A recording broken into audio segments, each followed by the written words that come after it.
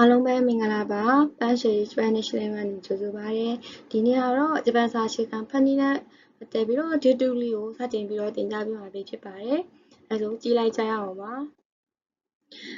နံပါတ်1ပြီးခဲ့တဲ့တစ်ပတ်ကသင်ခဲ့တဲ့ရိုမာကြီးဟီရာဂနာကာတာကာနာခန်းကြီးကိုမှတ်မိကြလားဒီ Day 2ကိုမသွားခင်မှာ Day 1လေးကိုအရင်နှွှင့်ပေးပါနော် Day 1ကဘာတွေသင်ခဲ့လဲဆိုတာလေးကိုသေချာလေးပြန်နှွှင့်ပေးပါဒီနေ့ကတော့အဲ့ဒီလေးခုတည်းကမှနံပါတ်1ဖြစ်တဲ့ရိုမာကြီးလေးကို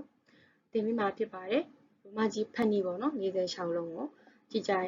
ရအောင်ပါ။ဆိုတော့သူက46လုံးရှိတယ်။ဒီ46လုံးကိုတန်ထွက်တစ်ခေါက်ရင်ဖတ်ပြမယ်။ပြီးတော့မှပေါ့နော်ဒီလွယ်မှတ်နည်းပေါ့ဘယ်လိုမှတ်မလဲဘယ်လိုဖတ်ရင်လွယ်မလဲအဲ46လုံးကြီးမှတ်မိဖို့အရာပေါ့နော်အဆင်မပြေပါနဲ့အဲ့လိုမတွေးနဲ့ပေါ့သူကမှတ်တတ်ရင်လွယ်လွယ်လေးပဲနည်းလမ်းရှိရပေါ့နော်။အသားရှိကအတူတူမှတ်နည်းဖတ်နည်းကိုတစ်ခါတည်းအတူတူတောင်းလိုက်နဲ့အတူလိုက်ပြီးတော့ကြက်ပေးပါဆိုတော့အရင်ဖတ်ပြမယ်နော်ဒီ46လုံးအရင်ဖတ်ပြပါမယ်လိုက်ပြီးတော့ဖတ်နော်တစ်ခါတည်းအာအီဥအဲအိုခခီခုကေခိုစာရှိစုစေဆိုတာကြည်すでとなにぬねのはしふへほまみむめもやゆよらりるれろわဝဆိုပြီးတော့46လုံးပေါ့နော်ဒါကိုအချိန်ချင်းပေါ့နော်ထပ်ခါဖတ်ကြည့်ပါထပ်ထပ်လက်ဖတ်ကြည့်ပါအဲ့တော့ဒီ46လုံးကိုအရင်ဆုံးဒီတိုင်းမကြက်ခင်ပါပေါ့နော်ဒီပေါ့အရင်ဖတ်ကြည့်လိုက်တစ်ခေါက်နှစ်ခေါက်အနည်းဆုံးပေါ့နှစ်ခေါက်လောက်အနည်းဆုံးဖတ်ကြည့်နော်နှစ်ခေါက်သုံးခေါက်ပေါ့ဖတ်ကြည့်ပါကဲအဲ့တော့မှတ်နည်းကိုစပြီးတော့ကြည့်ကြမယ်ဒီအပေါ်အတန်းလေးကိုကြတော့ A ဒီက I U E O နော်အဲ့တော့ဒီအတန်းတစ်တန်းလုံးအာတန်းမှတ်ဒီအတန်းတစ်တန်းလုံးဤတန်းရမယ်နော်သူကဥတန်းသူကဤတန်းသူကအိုတန်းနော်အာတန်းဤတန်းဥတန်းအေတန်းအိုတန်းပေါ့နော်တော့ A I U E O ဒီအပေါ်၅ဒီအင်္ဂလိပ်စာလုံး၅လုံးကိုအရင်ရအောင်မှတ်လိုက် A I U E O A I U E O A I U E O ဆိုပြီးတော့၅လုံးရှိတယ်အဲ့ဒီ၅လုံးကိုရအောင်မှတ်လိုက်ပါတော့အဲ့၅လုံးမှတ်မိပြီဆိုတော့မှအာအီဥအေအိုဆိုတဲ့၅လုံးကိုအလုံးကအလွတ်ချက်လိုက်ရမယ်နော်အာအီဥအေအိုဆိုပြီးတော့အတန်ထွက်ဒီအေကိုကြည့်အာဒီဘောနော်မြန်မာစာနဲ့ရေးပေးထားတာကိုမကြည့်နဲ့ရှေ့ကတစ်ခေါက်ဖတ်နှစ်ခေါက်သုံးခေါက်လောက်ဖတ်ထားပြီဆိုတော့ဒီ AIV ကိုဆိုတဲ့စာလုံးလေးမှတ်မိသွားပြီဆိုရင်ဟိုအတန်ထွက်လေးကိုပဲအဲ့ဒီဂျပန်စာအတန်ထွက်လေးကိုပဲရအောင်ဖတ်ကြည့် A ကိုမြင် I ကိုမြင် E ဥ A အိုအာအီဥအေအိုဆိုတော့၅လုံးရမယ်ဟုတ်ပြီနော်အဲ့တော့မြန်မာစာလုံးလေးသွားကြည့်အာဆိုအတစ်လုံးပဲ E ဆိုတော့လုံးကြီးတင်ဥဆိုတော့ဥတစ်ချောင်းကြီးဟောနော်ဒီမှာအာနောက်ပြီး A သူကအလုံးကြီးတစ်ချောင်းကြီးအောက်ကနေအဲ့ဒီပုံစံမျိုးလေးတွေပဲအောက်ကိုကြည့်ကြည့်လိုက်ဒီမှာတစ်လုံးနဲ့ပဲသူကကြတော့အတစ်လုံးနဲ့အောက်မှာလဲခစတနဟမယလဝအဲ့တစ်လုံးတွေပဲသွားတာအိုင်နဲ့ဤတောင်သွားကြည့်လုံးကြီးတွေလုံးကြီးတွေလုံးကြီးတွေလုံးကြီးတွေလုံးကြီးတွေလုံးကြီးတွေလုံးကြီးတွေလုံးကြီးအခုလုံးကြီးတွေနဲ့သွားတာရမယ်နော်အဲ့တော့အကြောင်းလို့တော့အာတန်ဤတန်ဥတန်မှတ်လို့ပြောတာပေါ့နော်သူ့ကိုကြည့်လိုက်တချောင်းရင်ဥမလားတချောင်းရင်ဒီကတော့ရွှင်းချက်ပေါ့နော်ဒီမှာအားလုံးအဲ့လိုတွေသွားတာ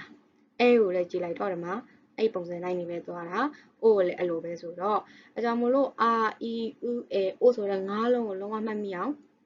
ကြက်လိုက်ပါကဲရပြီဆိုရင်အစားထိုးလို့ရပြီတော့ဒီအပေါ်တန်းက၅လုံးရှိမယ်ဒီဘေးတန်းကိုကြည့်အောင်1 2 3 4 5 6 9 10 9 10အောင်17တန်းရှိရနော်အခါစတနာဟာမလာဟာမယာလာဝအွန်းအခါစတနာဟာမယာလာဝအွန်းဆိုပြီးတော့17တန်းရှိပါတယ်ဆိုတော့ဒီဘေးတန်းအပေါ်တန်းရအောင်ဖတ်ဒီဘေးကဒီတန်းရအောင်ဖတ်ဒီကအားလုံးကိုဒီသူ့အလိုလိုရသွားတယ်ပေါ့နော်ဘာလို့ပြောအဲ့လိုပြောလဲဆိုတော့လိုက်ကြည့်အောင်ပါအဲ့တော့ ဒီတန်းသူ့ကိုကြတော့ဘယ်လိုမှတ်မလဲပေါ့ဒီမှာအာခစတမြန်မာစာလုံးလေးနဲ့အရင်လိုက်မှတ်လိုက်မယ်နော်မြန်မာစာလုံးလေးတွေအရင်လိုက်မှတ်ကိုကမြန်မာလူမျိုးဖြစ်တဲ့အတွက်ကြောင့်မို့မြန်မာလေးနဲ့အရင်မှတ်လိုက်လို့ရှိရင်ဒါခေါင်းထဲမှာပို့ပြီးတော့ဆွေးနွေးမှတ်မိသွားတယ်နော်အဲ့တော့အားလုံး17လုံးရှိတဲ့အတွက်ကြောင့်မို့လို့ထားပါ9လုံး6လုံးခွဲမှတ်ရအောင်နော်မြန်မာစာလုံးလေးနဲ့ခွဲမှတ်ကြမယ်အဲ့တော့ပထမဆုံး9လုံးစာမှတ်မယ်အာခစတာနဆိုတဲ့9လုံးဟုတ်မယ်နော်ဒီဒီကိုမှတ်အခါစတာနာအခါစတာနာအခါစတာနာဆိုပြီးတော့9လုံးရအောင်မှတ်စာအုပ်မှာရှာရင်အခါစတာနာအခါစတာနာလိုက်မှတ်ရပြီနော်အဲဆို9ခါလောက်ရပြီဆိုရင်နောက်ထပ်6တန်းဒီ6တန်းကျန်တာကိုသွားမယ်ဟာမရလာဝဒီတလုံးနောက်ဆုံးတစ်လုံးကတော့ဆိုတဲ့ဟာလေးကိုအသေးမှတ်ဆိုတော့ဟာမရလာဝအခါစတာနာဟာမရလာဝ10လုံးနောက်ဆုံးတစ်လုံးက17လုံးဖြစ်သွားမယ်အဲ့လိုပဲအခါစတာနာဟာမရလာဝအပေါ်တဲ့အာယူဝေအိုဒီဖက်တန်းကျတော့အခါစတာနာဟာမရလာဝအခါစတာနာဟာမရလာဝဝအာယူဝေအိုအဲ့ဒီဘက်ဒီအပေါ်တန်းဘေးတန်းရသွားပြီဆိုရင်ကဲအားဆိုကြရ A ခဆိုကြရမြန်မာစာလုံးလေးနဲ့ကိုကမှတ်မိအောင်တွဲမှတ်နော် K ပေါ့နော်စဆိုရင် S ဖြစ်မယ်တဆိုရင်တော့ D ဖြစ်မယ်နဆိုရင်တော့ N ဖြစ်မယ်ဟဆိုရင်တော့ H ဖြစ်မယ်မဆိုရင်ကတော့ M နောက်တစ်ခုကရပလက်ဆိုရင်ကြတော့ Y လာကြတော့ R ဝါကြတော့ W ဝဒီအင်္ဂလိပ်စာလုံးတွေရမြန်မာအတန်ထွက်လေးရနဲ့လုံးဝဒီတဒန်းလုံးကိုရပါပြီဆိုရင်တော့ဒါကအင်္ဂလိပ်စာလုံးလေးတွေဟိုမှတ်မိရပေါ့နော်အဲ့တော့အင်္ဂလိပ်လိုထပ်ပြီးတော့မှတ်မယ်အင်္ဂလိပ်ထပ်မှတ်တော့ဒီမှာဒီအတန်းလေးက A နော် A သူကခဆိုတော့ဒီမှာ K နဲ့သူကသွားပေါင်းတာဒါမှနော်သူက K သူက S ဒီတန်းက T လက်ရသူက N သူက H မောက်စနဲ့ရင်းနေရဆိုတော့လက်ရတော့နည်းနည်းဆိုရယ်နော်သူကကြတော့ M သူက Y သူက R သူက W သူက N အဲ့လိုဒါပေမဲ့ဒီအင်္ဂလိပ်လိုလေးမှတ်တာတဲ့မြန်မာလိုလေးအရင်မှတ်လိုက်တာပို့ပြီးတော့လွယ်သွားတယ်နော်ဆိုတော့မြန်မာလိုရပြီဆိုရင်အင်္ဂလိပ်လိုကတွဲသိပြီးသားပဲဘာလို့ဆိုတော့ခဆိုတော့ K ဖြစ်မယ်နော်စဆိုရင်တော့ S တဆိုရင်တော့ D နာဆိုရင်တော့ N ဟာဆိုရင်တော့ H မဆိုရင်တော့ M ရပလက်ဆိုရင်တော့ Y လာဆိုရင်တော့ခုနပြောခဲ့သလိုမျိုးလေးပဲအဲ့လိုတွဲမှတ်လိုက်အဲ့တော့အခါစတာနာဟာမရလာဝဆိုတဲ့ဟာကိုမြန်မာလိုရပြီးတော့ဒီပေါ့နော်အင်္ဂလိပ်လိုလေးအရင်ချက်